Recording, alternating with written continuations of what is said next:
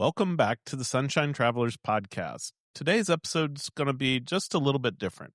We're not breaking down one destination, we're not reviewing a ship or a cruise line. 2026 is going to be the first full year where we're building our calendar around travel instead of squeezing travel into the margins of work and life. And that is some substantial change for us. It changes how we choose destinations. It changes how long we stay. It changes even how we stay. So today we're talking about what's on our 2026 list, not the deep planning details, but really the big picture, where we're going, how it all fits together, and what it really takes to plan something this extended.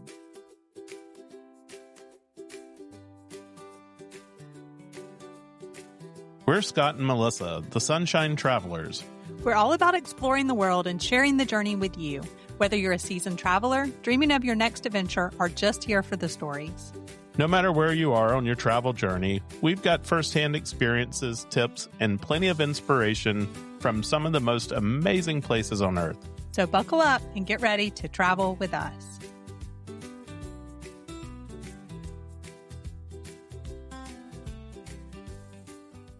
So, Melissa, how do we even begin to describe this year? Wow. So it is definitely the year where we can stop rushing. And then I think it's just a year where we'll be able to plan, where is it that we have just really wanted to go? What is it that we've really wanted to do? And I think be able to fit some of that in. And a lot of the things that we've talked about for a long time as far as destinations, but also the other thing I'm excited about, and we may not get to it this year, but maybe there's a flight deal. We can actually book this. Yeah, that's exactly it. And today we're going to do the episode that we would normally do closer to the front of each year. We usually go through and we talk about where are we going to go? What are we planning for each year? But because of reasons of me needing to time when I announced my retirement, we had to let it simmer just a little bit longer, where we would have said, hey, we're going to all these places. We're going to be gone for so long. And some people probably would have been like, what? How in the world are you going to do that? So that's what we're going to talk about today. I'm really excited about really just digging in and sharing some of these details with you. Yeah, so one of the questions that we keep getting asked over and over is, where are you guys actually going to go this year? Because for the past couple of years, as you know, we've had the opportunity already to travel to so many places. It was just that they were very limited. And sometimes it was when we were there, it was limited in the fact that, Scott, you were working as part of that. So it won't have those restrictions. Like an example is, we would never purposely say 24 hours in Singapore. That's not our style. It's not what we want to do. We definitely will share with you what we did in 24 hours in Singapore. Singapore is one of those places that requires a little bit more than 24 hours to really dig in. In that case, in order to do Singapore, in order to spend a couple of days in Hong Kong, but you legitimately had to get back and be at work after, being gone and doing kind of that modified schedule. So certainly we will probably even move a little bit faster this year than I think maybe we will in the future as well, just because it's like, oh my gosh, we have this opportunity and here's all these places that we wanted to go. And some of them don't need a week, and we're going to get to that. But I think in the future, it will probably be even slower than it will be this year. I think some of this is just, oh my God, we're so excited to do this.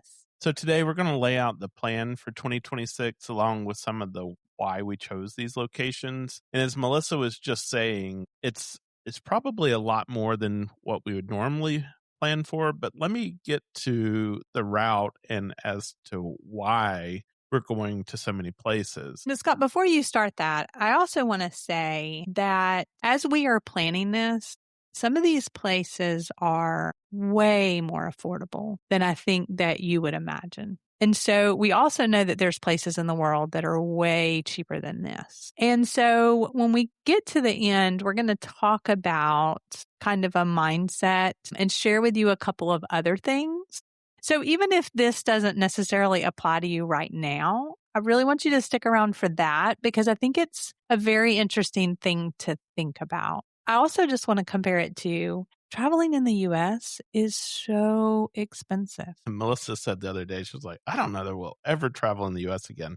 That's not true because I've got some huge bucket list things that are US. But we've always said that right now, while we have our health and while we're able to, we're going to go as far as we possibly can.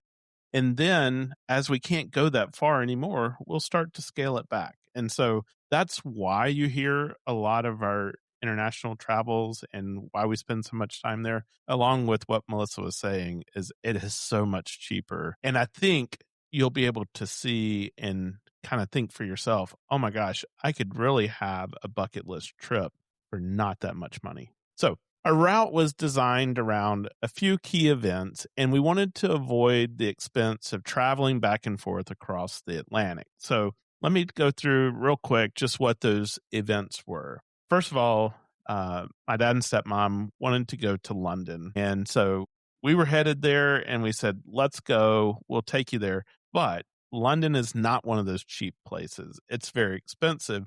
However, there's so much to do there. And after like 13, 14, 15 times that we've been there, there's still things that we haven't done.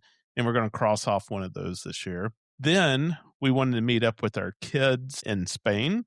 They're going to be living abroad for a while, and we wanted to go and see them. So we're going to do that in southern Spain. And then we're doing a Habitat for Humanity build in Kenya. So like those were some of the key items for this period of time that we wanted to try and do. And so a lot of this travel is built around that schedule. And originally, those two trips we were going to do.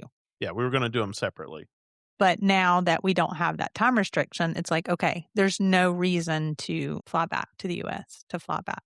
Yeah, because those transatlantic flights are usually the most expensive part of your journey, or one of the more expensive parts of your journey. Definitely is the most expensive part for some of these places that we're going to. I mean, I know that's girl math. Like, it's cheaper to stay than fly home. I mean, it's not. I mean, yes, you could come home and then not have that expense and then fly back. But since we're already there, I just wanted to throw that in. Yeah, I mean, you're right. We're already there. But at the same time, there's nothing rushing us back home this time. And that's what's so freeing and that's what's so different.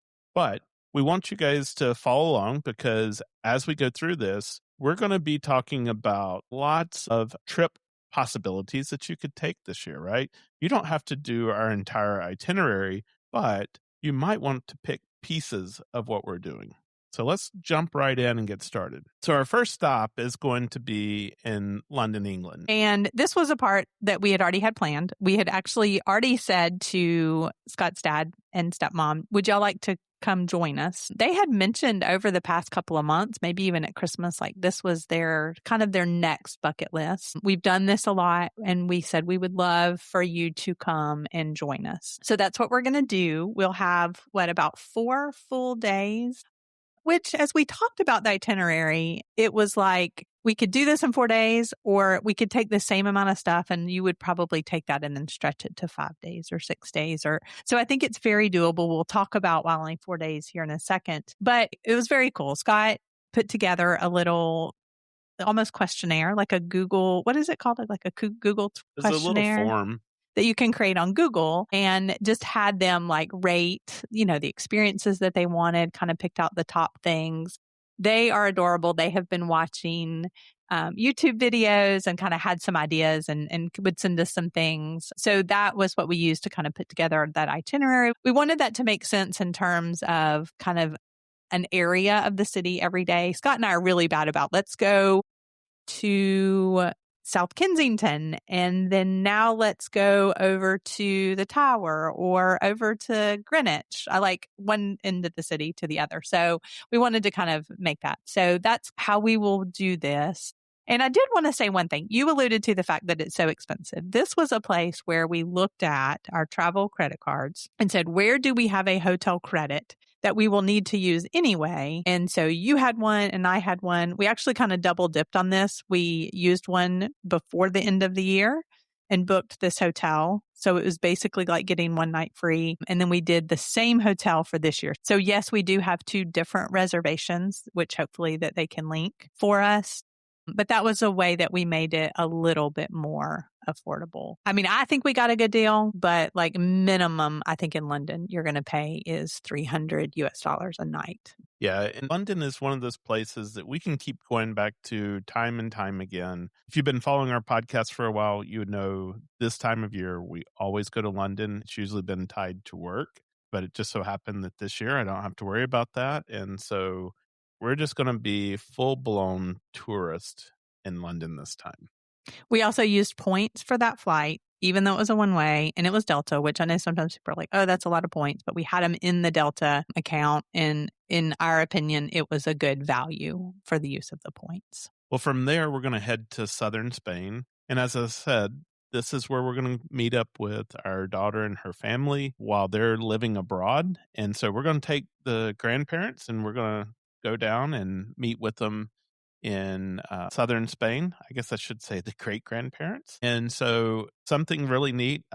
When we were planning this, we told my dad that, and I don't think he fully caught on until we started talking about Spain. And he was like, what do you mean Spain? I thought we were going to London. So we snuck that one in on him, that we're also taking him to Spain on this trip. And he didn't mind, though, because he gets to meet up with the great grandkids, and that made everything better. Yeah, it'll also be Easter weekend. And so there will be the Good Friday festivities. So we wanted to make sure to get there in plenty of time to be able to take part of that. We also rented an apartment for all of us and then are keeping that apartment for like a whole week, which is cheaper than what I think would be 3 nights in one hotel room in London. So just to give you an example. Yeah, and we're going to go and see some areas around where we're staying. So like one weekend, we're going to try to get off and go to Sevilla. And we've been there before, but it was on a cruise. So we had one day to spend there. We're going to give ourselves a long weekend to spend there and just immerse ourselves a little bit deeper. We'll definitely be doing kid-friendly activities since we have the grandkids with us, but we're really looking forward to that. And one thing I would say is that we decided that when we flew from London to Spain, that we would rent a minivan. And then that way we would have the ability to get around and go see things during the day, take the grandkids and my parents and all with us. And so we will have the use of a minivan while we're in this area of Spain. Yeah, I mean, Spain, large cities, I think, are well connected by train. And then once you get outside of that, it's buses. And so I think this will be a great way to be able to see a little bit more. The other thing I would say is this episode is going to be full of like random tips that I think of as we go along. When we fly from London to Spain, we're not flying out of London Heathrow. It's out of another airport. So that's the other thing about London is you've got Stansted and you've got London City and you've got, Luton and I don't know, you've got all these airports that gives you a lot of options once you are there. So just keep that in mind if you ever use London as like a jumping off point. So southern Spain is one of those areas that we have been to before. We just didn't have a lot of time to explore it. And this time we're going to get to slow down, experience the culture, and really see it through a very different lens. That's a good point. We love Spain. We love Spain. We love Spain. It's funny because we've been to Madrid and stayed. We've been to Barcelona and stayed a couple of times. The rest of the places we've been literally on a cruise for one day. But here we are like, we love Spain. So this will give us a chance to really be in smaller places. Like I mentioned, it's an apartment with a kitchen. So we'll be able to go to the market and cook with them. Which we're excited about too. Sounds like we need to do a cooking lesson or a cooking class there so that we can find some authentic dishes to cook in the apartment. That sounds like a great idea. All right, well, let's move on. The next place we're going is Morocco. Guys, I cannot tell you how excited I am about Morocco. It has been among the top of my bucket list for years. And this year, we're going to finally cross off that and another destination that are my top 2. So Morocco and Antarctica. Antarctica, literally, we're like a little over a week away from leaving on that one. I am so excited right now. But we're going to not only check off those 2 destinations, but this year, I thought about it.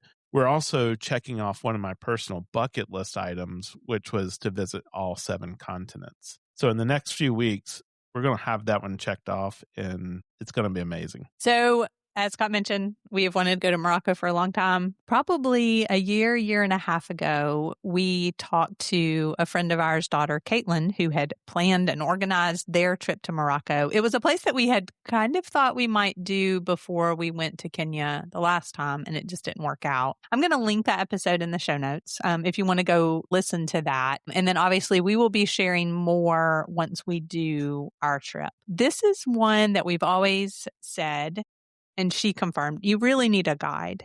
You really do need somebody to help you like plan the trip and then especially be with you. And so we found that person. This is also a place that we would love to lead a group trip just because of that. Like it's just one of those destinations where I feel like it lends itself to that, and having somebody with you and leading that is like really beneficial. And so this is going to be our testing the waters for that. And then also hopefully recommend that to you if you just want to go do that with this tour as well. Let's talk about some of the things we're actually going to do on this trip. So we're going to the markets in Marrakesh and doing all of that. Then we're going to get outside of Marrakesh and go out to the High Atlas Mountains and go into the Berber villages. We're going to go out into the desert and ride a camel. We're going to go to an oasis, stay at an oasis out in the desert. We're going to go to the Casbahs, right? We're going to do all of the things and see what this group trip would look like so that we can come back and then start to plan it. And I'm so excited about that. We'll end up in Fez, and Fez will be the last point before we leave Morocco. But this is going to be a great trip, and we really can't wait to share more about it with you and get you guys excited about potentially going with us on a trip to Morocco. Yeah. So there will be a lot of moving around on that just because of the nature of the trip. But basically we were just like, what do you recommend? Kind of like what we did when we went to Egypt. Like, what do you recommend? What's the itinerary? And so, yeah, so we're really, really excited about that. And so just thinking through that, one of the things, a little tip to help make it easier for you when you're going on a trip like this is to try to put those things into a smaller bag that you're going to need during that time so that you're not having to unpack at every location. Because like Melissa said, we will be moving from place to place. Use those packing cubes, pack into a smaller bag so that you don't have to unpack everything at every stop. Yeah, we're definitely going to have to share a lot about how we end up packing for this trip. I'm kind of already starting to think about that because it will be a lot of moving pieces, a lot of different climates. So that will be interesting. Well, we're going to leave Morocco and we're going to fly into Bologna, Italy. Now, you might ask yourself, why Bologna? We had to look at where could we go from Fez. And Bologna was one of those locations that was very central, and it was probably the easiest one to get to from Fez. But it turns out, as we were looking at our list of things that we really wanted to do, it ended up being a really good central location to fly into and then lead us on to the next parts of our trip. Yeah, so like Scott mentioned, that was just one where we literally looked at where could we go nonstop and for kind of inexpensive and a good place to really start if you haven't ever heard about Flight Connections. They do have a free version, and you literally can look at a map and see like where can you go. And there was like 3 places I think in Italy that you could go fairly easily, fairly inexpensive nonstop. That's one place that we typically start and then might go off onto Google Flights or something else. Italy. We're going to spend a lot of time in Italy. We have always said, I think we have said we've been to Italy 4 times, or I've been to Italy 4 times, I think 3 for you. Italy is huge, and you really kind of want to do that by regions, which is what we have kind of tended to do. We've never been to Florence or Pisa or Venice. Again, we spent 1 day at the Amalfi Coast, and then there's places that we've always said we want to go back to Tuscany. Oh, we spent 1 day in Tuscany. And so it was really a way for us to see these places, which, yes, there are more touristy places, but I just feel like they're places that we really want to see. There are other places in Italy that are not going to make it onto this list. For example, the Dolomites, that is on our list. We learned that you do not go there in April and May, that it's a soggy mess. You go there in the winter or you go there in the summer, or you're going to be in the mud. And so you just have to like be aware of some of those things. So we're going to have almost 6 weeks that we spend in Italy. And let's go through the list real quick. So we're going to go to Bologna first. From there, we'll leave and go to Pisa. And so this will help you if you pull up a Google map and you kind of start looking at these locations. It'll help you start to see these regions unfold as well. And you can kind of get an idea of why we'd scheduled the trip the way that we did. From Pisa, we're going to go into Tuscany, kind of in the area of Siena. And this is where we're going to do another of our walking trips with Max Adventure. And we are so excited about this one. It'll be a great comparison because we did Umbria last time, and we can now compare that with Tuscany. So we're going to do kind of a more relaxed path. We're not going to move quite as much. We won't move every day on this trip. And so this will be a really neat trip for us to come back into contrast with you guys for Umbria.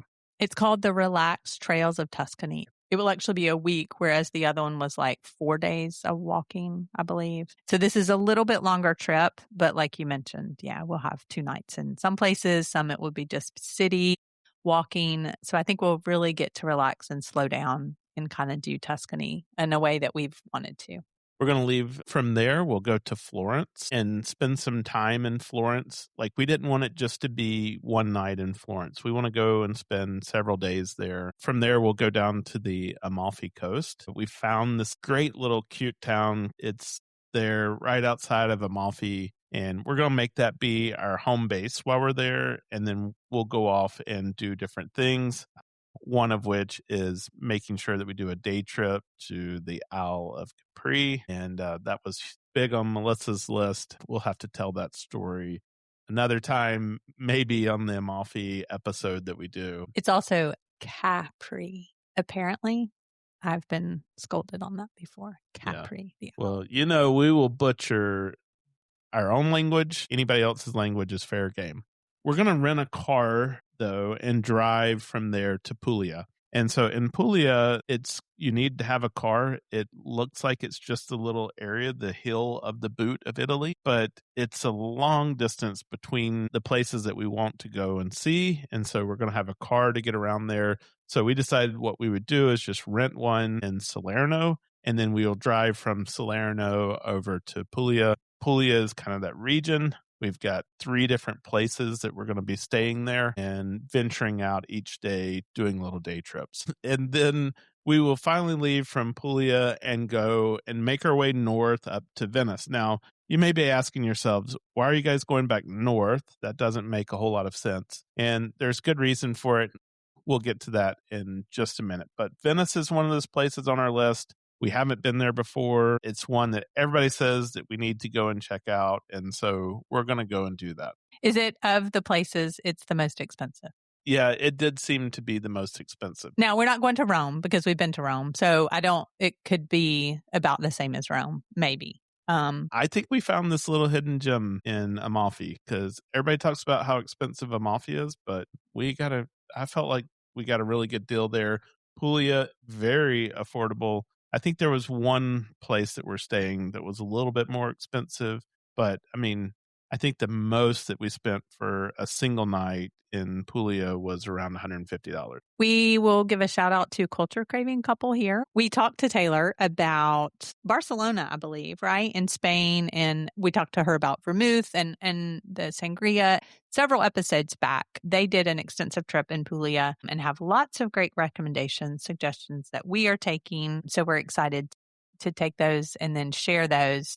And here's the other interesting thing. Yes, Italy is very well connected by trains to like a lot of the major cities. But then once you get outside of those, it's like Scott mentioned, we definitely need a car. And then the other reason is that to get to the Amalfi Coast, to Puglia, is not super easy. Like you'd have to go back to Rome or Florence and it would just take a lot more time. Also, interesting enough, we are going to fly from the Puglia region up to Venice. It's about a 7-hour train ride. The flights that we ended up getting, I think the cost it could be cheaper or it's even going to be a wash, but we get there a whole lot faster. So just keep that in mind if you're going to go like long distances. So this one was a little bit of a puzzle at first to figure out, okay, like what order do we want to do these things in?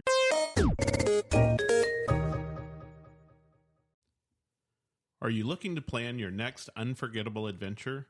At Sunshine Travelers Experiences, we specialize in helping you create tailor-made travel journeys that turn your vacation dreams into reality. Whether you're craving a relaxing beach escape, an awe-inspiring cultural journey, or a thrilling outdoor adventure, we can help. Why choose Sunshine Travelers Experiences? Personalized itineraries designed just for you, expert travel advice and insider tips, seamless booking from start to finish, exclusive access to top destinations and hidden gems. We also book cruises, all-inclusives, groups, tours, and so much more. If you're unsure where to even start planning that bucket list trip, start by asking us. Then let Sunshine Travelers Experiences handle the planning so you can focus on making the memories. Explore now, sunxtravel.com. If you have any questions, email us info@sunshinetravelers.com. And of course, because we are doing the Max Adventure, we had to work with them to, okay, when can they book this, that kind of thing. We will also be doing a cooking class with a company called Cesarine. I have heard about this, heard great things about this. We actually saw them. They're a little place that they have when we walked into Assisi last year. And I've actually sent a couple of our travel clients to cooking classes there. And so I'm not sure which city yet, but we're going to be doing a cooking class with them. And then the cheese making class in Puglia, correct? Yes, and that one seems to be amazing. This is the most time that we've ever spent in one country outside the U.S. before. So what are some of the things that excite you and any fears you have with spending so much time in it? Excites me. I think hopefully we can be better about learning a lot more words, conversation. I mean, trying to, instead of, just trying to learn a little bit more of that. Some of the phrases, right? That hopefully we can do, more in everyday fun, like what will be beneficial to us, because we will be there. So one of our requirements was, well, I guess should say, with the exception of Pisa, our requirements was we're not going to spend one night in any place. The reason that we're doing this for Pisa is to start the Max Adventures. We had an option of Pisa or Florence for them to pick us up, and just the way that the itinerary worked. And we were like, you know what? It'd be fun to go see the Leaning Tower of Pisa. And it would also be fun to see it at night, because most people do this as a day trip, right? Or they go by there on the way to Florence, or a half a day from a cruise ship or something like that. So we will get to do that at night. So that's our only exception, I think. Is getting to stay in places no less than 2 nights. And then you've even got 3 and 4 in a lot of places. What about you? Yeah, I think for me, it's the being able to unpack your bag and not worry about it for a couple of days, because we're still moving around a lot. Even though we're spending a good number of days in places, we're still going to a lot of places. So I think that's kind of what I'm looking forward to. I'm definitely looking forward to the end of the trip, and we'll talk about that later. But spending this much of time in Italy is going to be really good. We get the most requests and the most interaction anytime that we talk about Italy. That is just, it's something that a lot of people are interested in, and it's a place that they would like to go to. And so from a content perspective, this is going to be great, and we'll have tons of content to share after this trip. I want to also mention there are places that, yes, we're leaving out. We'd love to go to Sicily. We'd love to go to Sardinia. It also didn't seem to be maybe quite the right time of the year to do that. Cinque Terre, and then, of course, the Lakes region, but then that was kind of very far from where we were going to be. So like I mentioned, there are other places, but Puglia really piqued our interest, in addition to the places that are like, okay, we really want to do, like I said, Florence, Venice. We'll also be there not in the prime, like, sunbathing, swimming time. The weather should be really nice while we're there, and it should be nice and warm, but the water temperature is not going to be quite warm enough to swim just yet. And before we move off Italy, Scott, give an idea about average cost per night for most of these places. For most of the places that we booked, generally less than $150 a night. somewhere between 120 to 150. And then Venice being closer to probably 300-ish or so. Yeah, mid 2s to 3. Yeah. And that was one where it was like, okay, does this make sense? We had another card with a hotel credit that we needed to use, and we ended up using for that because it just made sense. And so that's where it's like, wow, even on the Amalfi Coast for where we are staying, and then some of these are apartment type places. So we may have the opportunity to grab a few things and be able to just fix some simple meals. We're going to be in a lot fewer hotels on this trip. It's going to be mostly apartments. All right. So from Italy, we're going to France. We've worked our way back north, but there's a reason for doing that. And if you're asking yourself, why didn't we do France while we were in Spain? Melissa, why don't you tell them? So at the end of our daughter and her family's trip, they are going to end in Paris, and then they are going to come home. And when they decided to do this, that our granddaughter asked me, would I come back and do Paris with her? She has wanted to go to Paris forever. We rode a train through France a few years ago when we did that trip, and she's just been excited for that ever since. So I am not going to turn her down. So again, the original plan was before we go to the Habitat Build in Kenya, we would fly to Charles de Gaulle. That would be a great way to get kind of part of the way. As you know, last time we did Egypt and then went to Kenya, and it's easy to get from Charles de Gaulle to Nairobi. And so it was like, sure, the dates worked out like they couldn't have been more perfect. So we're going to do that. And then while we're not just going to do Paris on the front end, we're going to get there a few days early, and we're going to go and really see something that I've never done before. It wasn't necessarily at the top of my bucket list of things to do, but I can tell you we're very excited, and we're going to go spend some time in Normandy. Yeah, so we had talked about, yes, we could have stayed in Italy longer. We knew that we were going to go to Paris. There were actually a couple of other places that started our France conversation, different places that we said, oh, we'd love to go to Burgundy. Oh, I'd love to go to Colmar. Just different places like that. But we ended up landing on Normandy. I have had Gavarnie, Monet's Garden, on my list. And so this region will allow us to do that.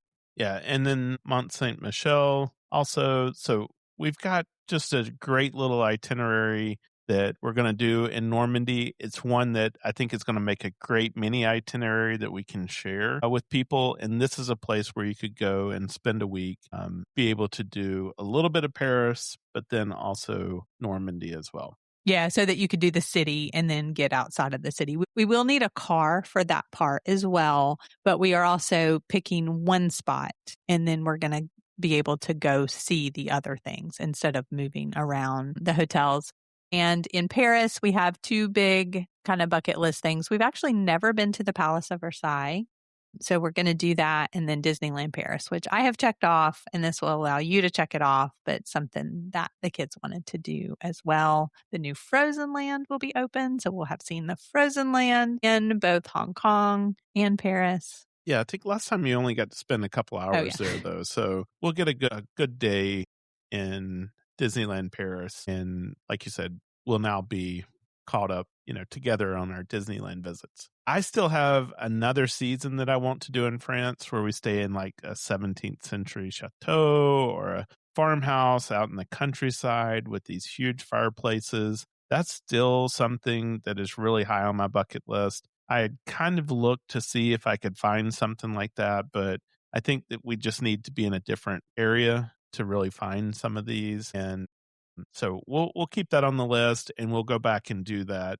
I had the opportunity to stay in one of those for work one time, and it was so hard to get away from those big fireplaces that were just taller than me, and sitting in a chair in front of a nice roaring fire with a little bit cooler, damp temperature or weather outside. So that's why I said it's just another season that we will go back and spend the time and do that.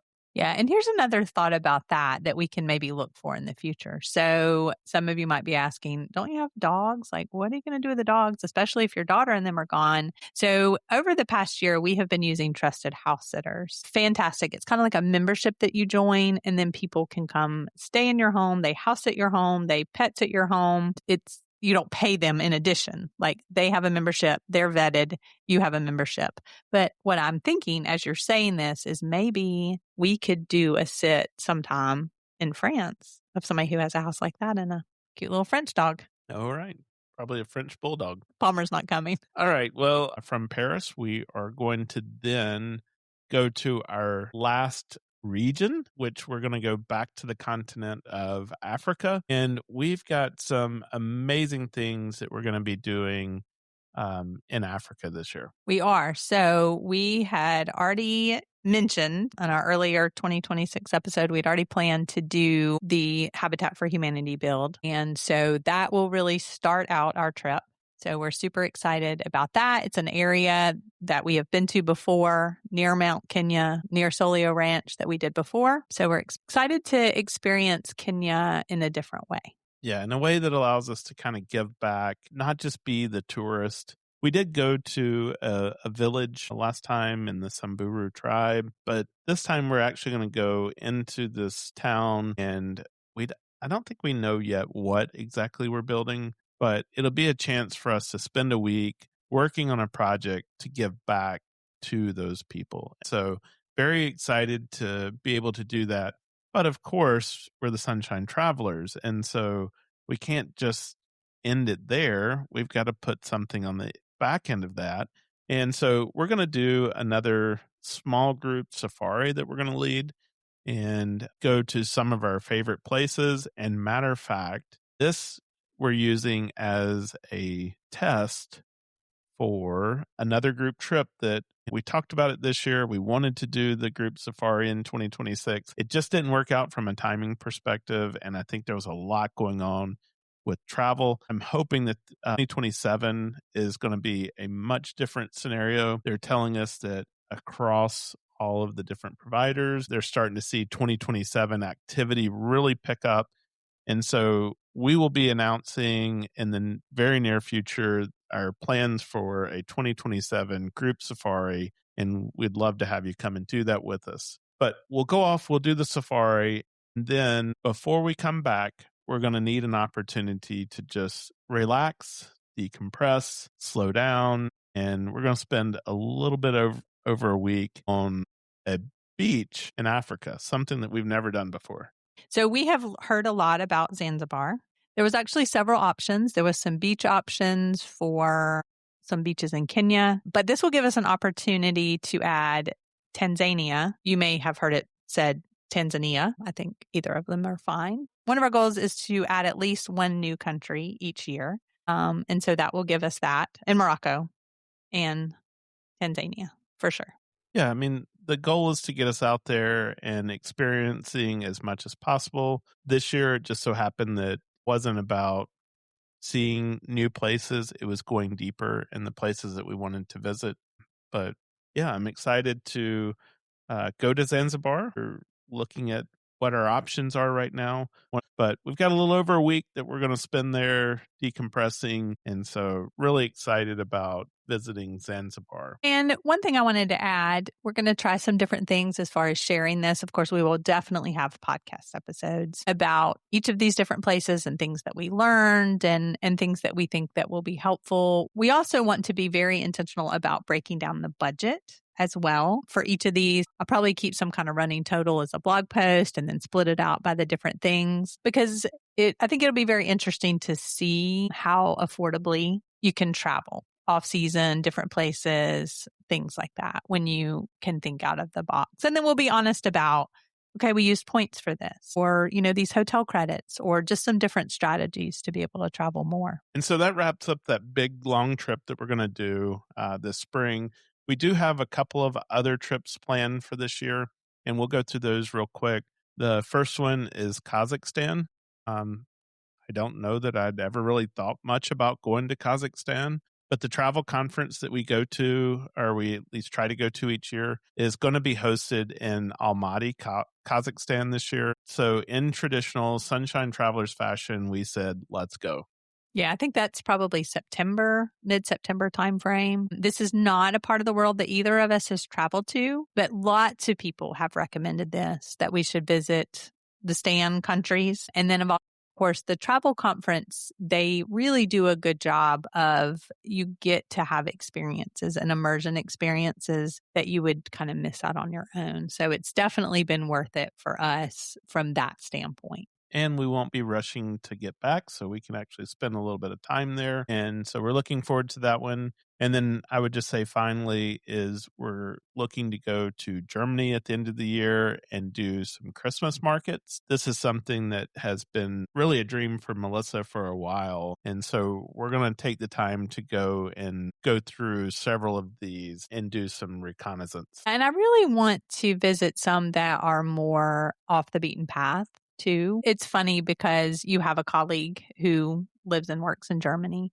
and he said even for them, it's like, let's go to this one. Okay, is this, and then now let's go to this one. Is this one better than this one? Doing some comparisons even on their own, even as Germans. But for us, I think it's really become a big thing to go and check out these Christmas markets. And then a lot of course, German style Christmas markets have come to the US. So yeah, this is something that we would eventually like to try to lead a group trip on this, but we want to make sure that we go to these places first and kind of really think about the itinerary and the best way to get around. So stay tuned for that as well. Well, we want to close out just talking a little bit about what it takes to plan a trip that is so big with so many moving parts. And we have so many different locations, countries that we're going to, different ways that we're getting around, the accommodations, tours, sites that we want to go see. I mean, it is a lot of stuff. And so all of this doesn't just happen. You have spent a long time on this. Hours and hours, if not days, researching and looking at the different options, because a lot of times you do have to think about how does the transportation piece fit in with the hotel piece? Which days could it be cheaper maybe to fly on? And we're not finished by any means. We have a few more pieces, but you have spent a lot of time doing this. And you really do have to design it. Like I mentioned in Italy, how do we get from Morocco, Fez specifically? Where can we go that kind of makes sense? And then how can we do all these things? So it does take a good bit of research as well. And then the other thing that I wanted to mention, I think that I alluded to at the beginning, is you also have to design the opportunity, I think, to do this. It was really interesting because I recently ran across the book Vagabonding by Rolf Potts. And then you mentioned that a colleague of yours gave you an audiobook, Vagabonding by Rolf Potts. I don't think that was a coincidence. And so I had read part of it. We listened to part of it. And it's so interesting because I think his main thing is focusing on long-term travel. But if you don't want to do long-term travel, I don't think you have to.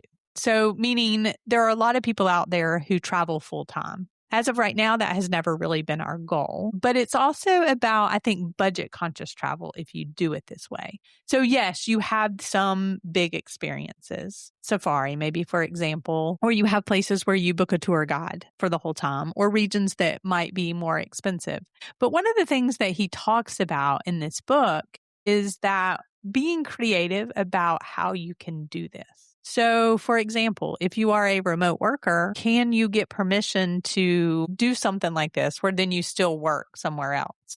Can you take what you're doing and freelance instead of working for a company? Can you work seasonally, or can you do contract work where you work for so many months or weeks or whatever, and then you take that money and then you go travel? It was interesting. When we were in Greece a couple of years ago, our daughter and her husband were asking one of the guys on the island of Crete, because it's very seasonal there. And he said, what do you do when there's nobody here? And he was like, well, we close. And they had just opened up, and it wasn't their high season because summer is their high season. And we were there in spring. He said, oh, well, we close. And he was like, I take the money and I go to the Caribbean, and I just go from island to island to island or somewhere every year. And so even though this guy has a business, and yes, he probably works hard. I think he told them that they stay open till like 4 a.m. during the summertime, right? So he works hard, but then he travels the rest of the time. So it's really about how you look at work differently. It's looking at the way that you are traveling, right? And it's being intentional to make sure that you prioritize doing these things. And because you've landed on a travel podcast, our assumption is that you have some interest in travel. And so I think, Melissa, as you're kind of collecting yourself, this is about being intentional. It's about thinking, what am I spending my money on? And we're not going to turn the rest of this episode into Rolf Potts' book, but you should go read it because he's very intentional about the way that he looks at things that he spends his money on so that he can go off and travel. Or at least that's how it was when he first started. We've got friends, Mo and Erica, who we've known them since they started their journey. And at first I thought it was kind of crazy. They were both young professionals and had great jobs, and they decided to quit their jobs and travel full time. Now it's like, why did it take me so long to realize that what they're doing is amazing? So we'll have Mo and Erica back on, and in a future episode, we'll talk more about this kind of concept. We'll hear how they've done it and dig into that more in the future. So this episode really isn't about copying our itinerary. We're going to be putting together several little smaller itineraries that you can download and turn into your own bucket list trip. It's really about designing travel that flows, permitting yourself to stay just a little bit longer, thinking beyond just highlight travel, and building life chapters instead of checklists in your travel journey. We want everyone to be able to take away something from our 2026 travels. If we can help you plan your own bucket list trip, please reach out to us directly at melissa@sunshinetravelers.com, or we have a link on sunxtravel.com. That's sun, the letter X, travel.com. And then there's a link that says book your trip, where you can contact us and let us help you plan your next adventure. But we're really excited about what 2026 means for our travels and our ability to bring you even more enriched content. It's about going deeper for us, staying long enough to notice the patterns, moving slowly enough to experience the culture, and letting ourselves steep in destinations. We hope you are just as excited to follow along with us. And we also hope this conversation helps you think about your own next chapter, whatever season of life you're in. The world is full of sunshine and surprises. Let's travel more and travel better.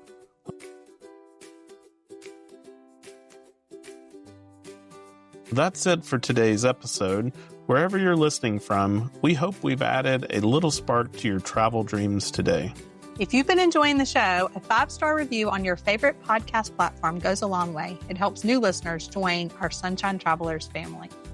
Be sure to follow or subscribe so you never miss an episode. And join us on Instagram or Facebook at Sunshine Travelers Podcast. Remember, that's Travelers with one L. And if the stories, tips, and adventures we share bring a little sunshine to your week, you can even buy us a cup of coffee now. You'll find the link in the show notes. And of course, share this episode with a friend. Adventure is always better together.